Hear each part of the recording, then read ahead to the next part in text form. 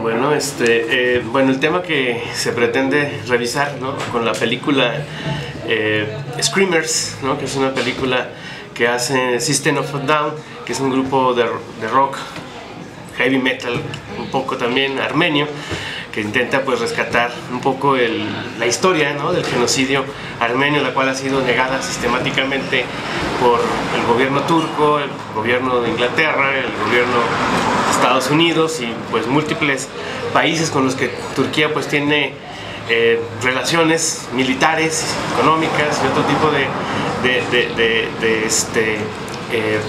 intereses, ¿no? Entonces el pretexto es esa película para recuperar la historia de un genocidio que ocurrió en 1915, ¿no? y otros más que se mencionan también en la misma filmación, ¿no? Incluyendo el genocidio de Ruanda, ¿no?, el genocidio de Darfur, que estaba dándose en esos momentos cuando se hizo esa película, ¿no?, el genocidio de Srebrenica, ¿no?, en el conflicto serbio-bosnio. Y bueno, pues una de las tesis que se manejan desde la perspectiva de la violencia política pues es la continuidad de esa violencia, ¿no?, la continuidad en la historia, la repetición de las grandes matanzas, ¿no?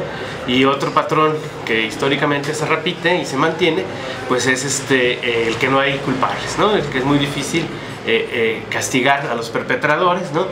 Eso se ha dado en Ruanda, se ha dado en el de Armenia, ni se diga, ¿no?, que está inclusive negado de manera oficial por parte del Estado turco, ¿no?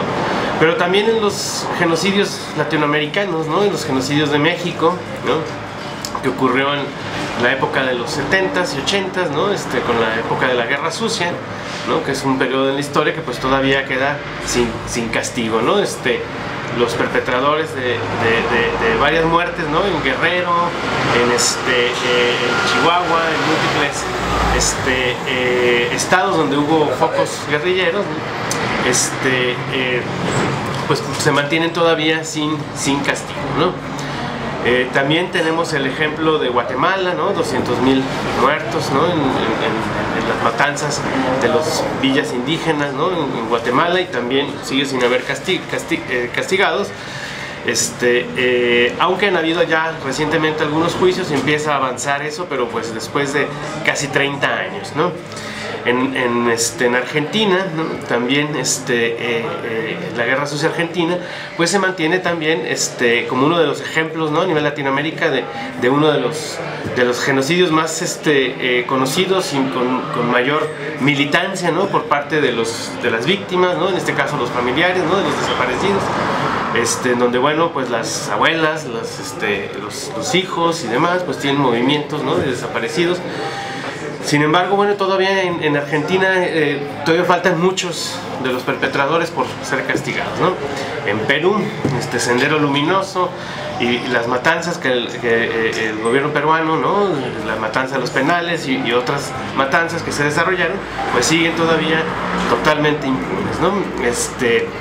En El Salvador pues también hubo una gran cantidad de muertos, ¿no?, en el conflicto armado, ¿no? Entonces igual sigue siendo la misma tónica, ¿no? Inclusive pues se realizó una recuperación de la memoria histórica en El Salvador, y ahorita bueno El Salvador ha transicionado hacia un gobierno de izquierda como es el Frente Farabundo Martí, un gobierno de izquierda electoral ya no como guerrilla, ¿no?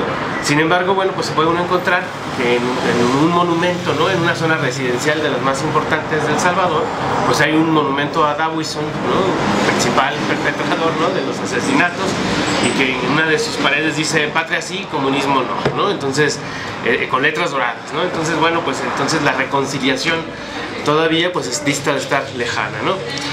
Y bueno, entonces vemos una continuidad, ¿no?, en las matanzas, una continuidad en todo esto, ¿no?, que se expresa a través de lo que Giorgio Agamben denomina estado de excepción, que más que ser algo poco común, es algo que es la regla en los estados contemporáneos, ¿no?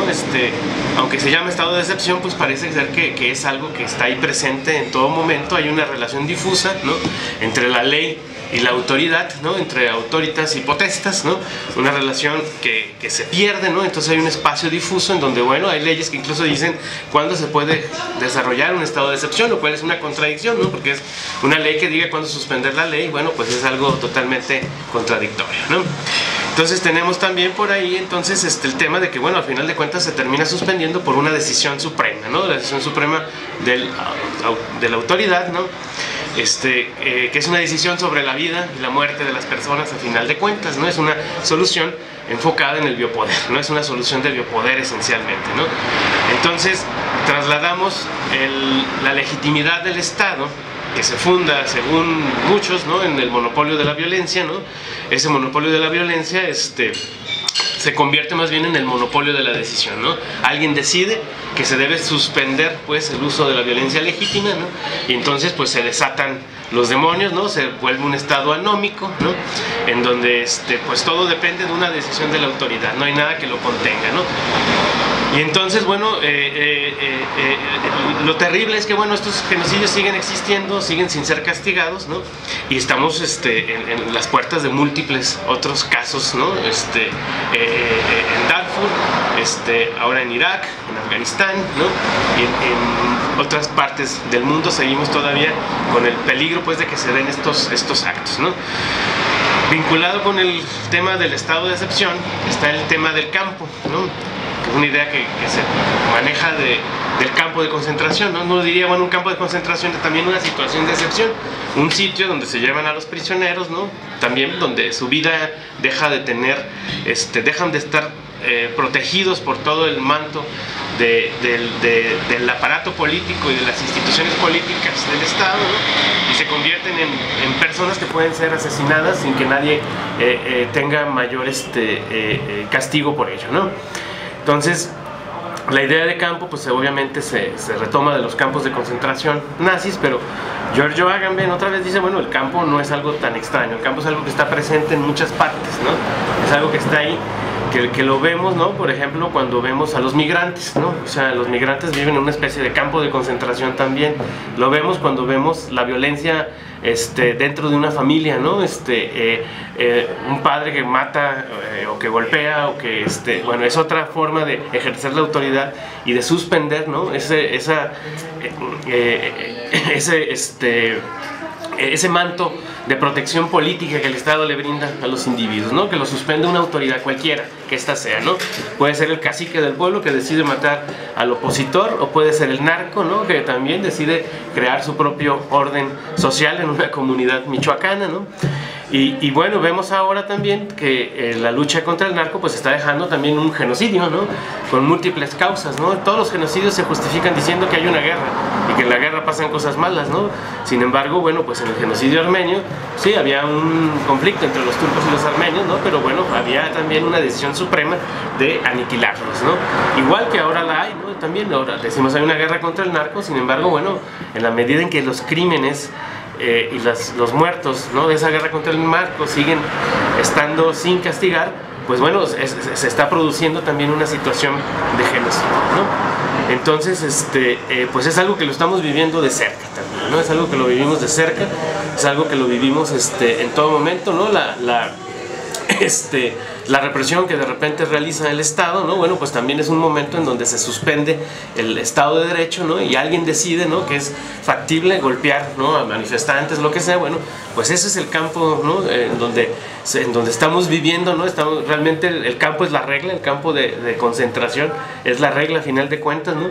Esa relación borrosa entre el derecho y la autoridad, entonces está presente en muchos ámbitos de la vida social, ¿no? Entonces la idea, bueno, es recuperar un poco pues ese hilo, ¿no? Del genocidio y la necesidad de la recuperación de la memoria, ¿no?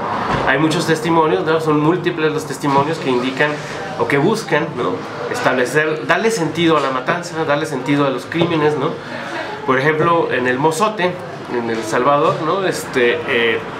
El ejército salvadoreño llegó y de manera impune mató a niños y mujeres y demás, ¿no? A miles, ¿no? Que los dejaron enterrados casi a ras de suelo, ¿no? Después fueron exhumados y demás, ¿no? Y sin embargo, bueno, ahora las víctimas del Mozote, los que viven ahí, pues son casi como guías de turistas de mucha gente que va, ¿no? Y que quiere que les expliquen qué fue lo que pasó ahí, ¿no? Porque es una matanza que fue muy conocida en los 80s, que denunció Monseñor Romero también, ¿no? Monseñor Romero. Y bueno, pues ahora pues ellos van y les cuentan una historia, ¿no? Y muchas veces también pues hay mucho dramatismo, ¿no? Porque bueno, pues tienen que, ya es hasta una forma de turismo, ¿no? La que se realiza ahí, ¿no? En el Mozote, ¿no?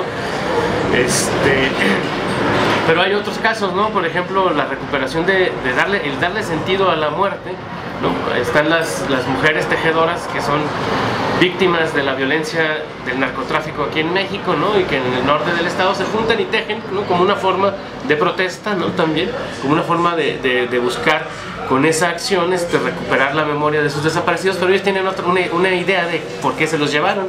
Dicen que se los llevaron porque eran profesionistas y que el narco necesitaba profesionistas, ¿no? Entonces le dan esa explicación, ese es el que construyen, ¿no? Entonces, los familiares de desaparecidos de guerrilleros construyen el imaginario en términos de que esos guerrilleros eran héroes y luchaban por un mejor estado, una mejor condición de vida, ¿no? Entonces en Guerrero, los hijos de Lucio Cabañas, los hijos de los guerrilleros que estuvieron ahí, como los hijos de Rosendo Radilla, ¿no? La tita y los nietos, ¿no? De ellos empiezan ahora a tener doctorados y maestrías, y entonces empiezan a estudiar y a darle sentido desde una perspectiva académica, ahora incluso, ¿no? A el trabajo que pues o a la experiencia de sus padres familiares desaparecidos, ¿no? Entonces buscan explicar desde la perspectiva académica cuáles eran las contradicciones que existían en la Sierra Guerrerense, en la Costa Brava, ¿no?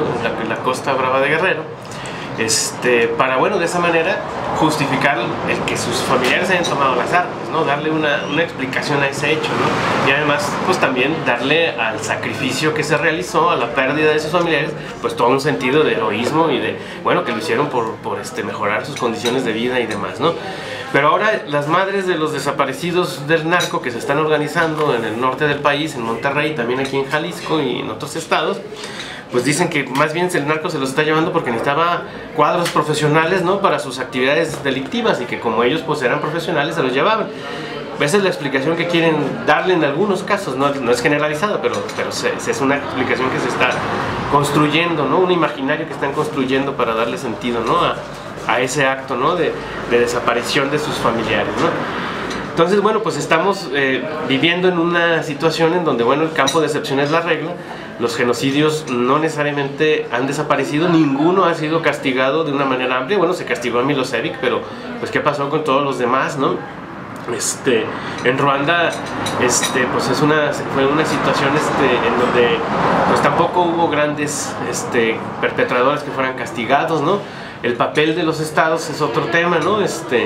En Darfur, pues Estados Unidos no le interesa, ni a las Naciones Unidas les interesa intervenir, bueno, porque pues no tienen ningún interés ahí. Además, el gobierno de Sudán, cuando estaba el tema de Bin Laden, ofreció inteligencia a Estados Unidos, ¿no? Mientras estaban haciendo la matanza, los dos sistemas de inteligencia, el de Estados Unidos y el de Sudán, estaban trabajando pues a recuperar supuesta información de Al Qaeda, ¿no? Entonces, bueno, pues vemos que al final de cuentas interesa más otros temas, ¿no? El tema económico o el tema político, el tema geopolítico, que el castigo de los perpetradores, ¿no?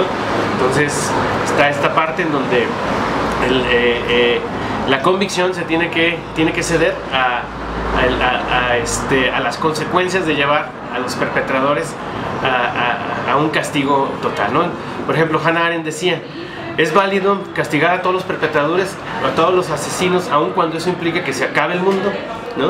O sea, es decir, es válido que busquemos a todos aquellos que han cometido un crimen, ¿no? Un delito de lesa humanidad, y que eso implique que se renueven conflictos bélicos, que eso implique que se renueven las heridas, ¿no? De esos crímenes. Y entonces decía así tal cual Hannah Arendt, ¿no?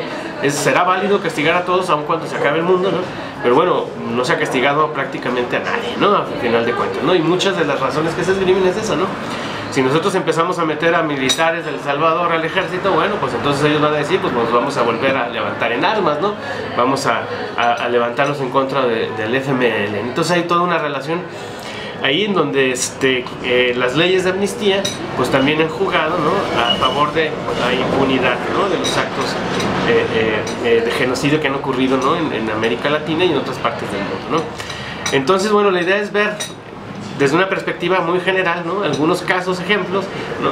La película es un pretexto, ¿no? Obviamente no trata el tema de una manera completa, ¿no?, pero bueno, pues ayuda como a disparar y a entender un poquito las cosas desde una perspectiva de un grupo de armenios que resulta que son parte de una banda de hard rock con ciertos tintes de protesta, ¿no? Elementales, pero bueno, tintes de protesta a final de cuentas, ¿no?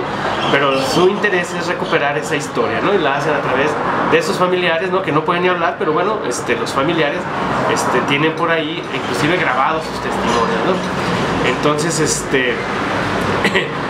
pues la idea será revisar un poco el tema del Salvador y hacer una presentación muy sencilla, ¿no?, de la parte teórica en la que se utilizaría pues como para tratar de dar algunas herramientas para entender este fenómeno.